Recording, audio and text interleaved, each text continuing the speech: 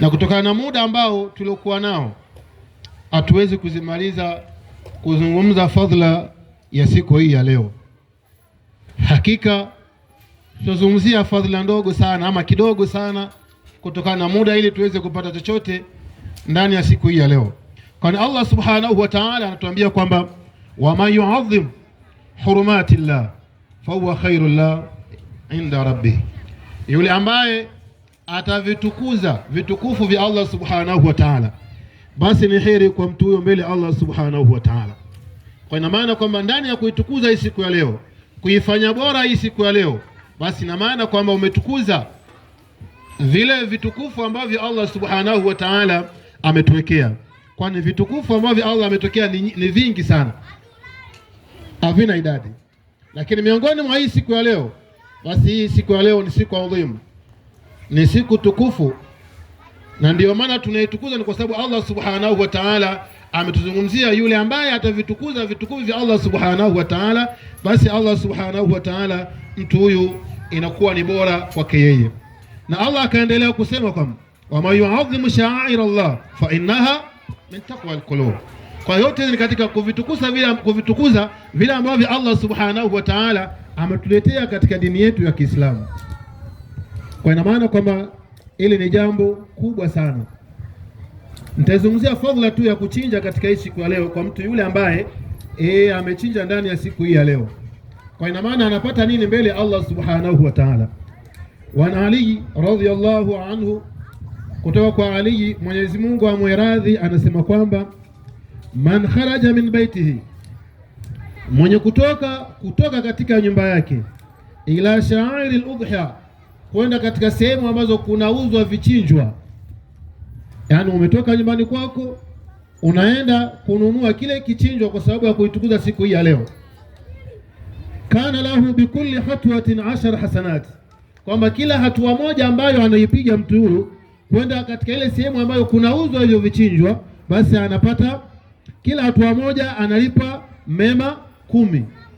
Ile hatua ya kwanza unaipiga kutoka nyumbani kwako kwenda sehemu kunakouzwa mbuzi, kunakouzwa ng'ombe, kunakouzwa ngamia, kila hatua moja unaandikiwa mema 10.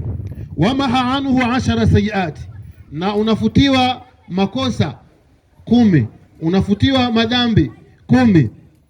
Warafa lahu 10 darajat, na unainuliwa daraja 10. Kwa ina maana kwamba huyu ni mtu ambaye ametoka kutoka nyumbani kwake kwenda katika sehemu ya kununua kichinjwa tu, kwamba anapata katika mazingira kama hayo. Wa idha takallama fi shara'iha, pindi pale anapozungumza yule muuzaji na mnunuaji yale mazungumzo ambayo wanayazungumza katika kumlipia yule mnyama, kana lahu bikulli dirham, kwamba inakuwa kwa mtu huyo kila dirham moja ama kila 1700 hasanatan, anaandikiwa mema 700. Kwa mtu ambaye ameitukiza siku ya leo katika kumtafuta mnyama na akaja akatekeleza ibada ya kuchinja, kwa ina maana kwamba anapata fadhila ndani ya siku ya leo katika mazingira kama hayo. Wa idha tulhaha ala al-ardhi, na pindi anapomlaza yule mnyama sasa katika ardhi, yuridu dhabhaha, anataka kumchinja mnyama huyo, istaghfara lahu, vinamtakia msamaha yule mtu ambaye anamchinja yule mnyama, kullu khalqin min mawdhiha, kila kiumbe ambacho kipo katika sehemu ile ambayo unaotaka kuchinjia, kiumbe ambacho kipo katika maeneo yale, ila ardhi 7, mpaka katika ardhi ya 7, kutoka ardhi ya kwanza mpaka ardhi ya 7, kwa mtu ambaye anachinja katika kumlaza ule mnyama pale ili aweze kumchinja, kwamba anaombewa msamaha na viumbe ambavyo vipo katika sehemu kama ile, kutoka ardhi ya kwanza mpaka ardhi ya 7. Wa idha ahraka damaha, na pindi anapomwaga ile damu ya ule mnyama, khalaqa Allahu, anaumba Mwenyezi Mungu, bikulli katratin, kwa kila tone moja la damu min damiha, kutokana na damu ya ule mnyama, 10 malaika, malaika 10. Kila tone moja la damu unaombiwa malaika 10, yastaghfiruna lahu, wanamwombea msamaha mtu huyo, ila yaumil qiyamati, mpaka siku ya kiyama. Kwa ina maana kwamba ile damu ambayo unaimwaga katika kumchinja ule mnyama, kila tone moja la damu unaombiwa malaika 10, na hao malaika 10 wanakuombea msamaha wewe kutoka siku hii ya leo uliyochinja mpaka siku ya Kiyama. Ukiangalia kwamba fadhila za siku hii ya leo ni fadhila nyingi na ni kubwa sana ambazo zinapatikana. Wa idha kasama lahmaha, na pindi unapogawa sasa nyama ya ule mnyama, zile nyama zake unapozigawa, sio uchinje ule mwenyewe. Kule kugawa pia kuna fadhila inapatikana ndani ya kugawa ule mnyama. Kana lahu bikulli lukmatin, kwamba inakuwa kwa mtu huyo ama anaandikiwa mtu huyo kila tonge moja analokula yule alempa mnyama, mithlu atki rakaba min walad Ismail, kama vile amemwacha mtu huru katika watoto wa Nabiullahi Ismail alayhi salatu wasalam.